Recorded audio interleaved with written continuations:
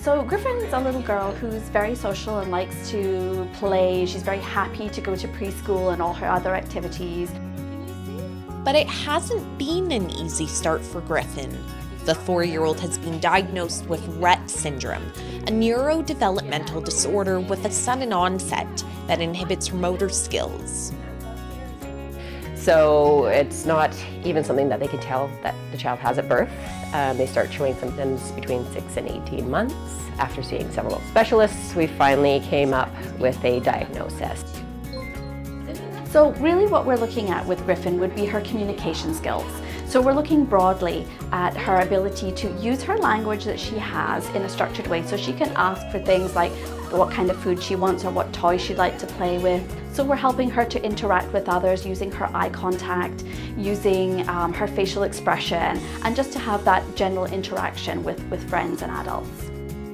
Zoe and I work together to come up with ideas as to how we can get Gryphon to communicate with people in her surroundings, with her peers at school, with ways other than speech. What? Thanks to a crowdfunding campaign, Gryphon is now the proud owner of a Tobii eye gaze computer, one of only 2 girls with Rett syndrome in BC to have one. The Tobii is a training tool and a lifeline for Gryphon to share her thoughts and her feelings. I want to play with a dog. So it reads her retinas. It can tell when it dwells on a certain spot on the page, and then if she dwells there long enough, it'll say what she's looking at. What she'll do is look at the picture of what she wants and then look at the person to request it.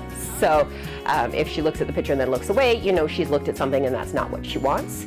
But if she looks at you, then you know, yeah, that is what she wants to select. Gryphon is able to now tell us so many things that she couldn't. So she's using this computer to talk, and suddenly we're learning so much more about Gryphon. I want food. To know that she can communicate with us, to talk to us, to tell us she loves us, is huge, because I know she loves me, but here it is another thing. I love you. I'm happy. I love you too. I think that seeing the changes in Gryphon is very rewarding. She's now, as I say, she's a happy little girl who's able to let us see so much more about her. Get some more. As a newfound advocate for Rett syndrome awareness, Amy hopes to show Prince George and beyond that Gryphon is ready to talk in her own way. She has something to say. Just because she's silent doesn't mean she has nothing to say. For Go on Shaw TV, I'm Casey Pitts. Here you go.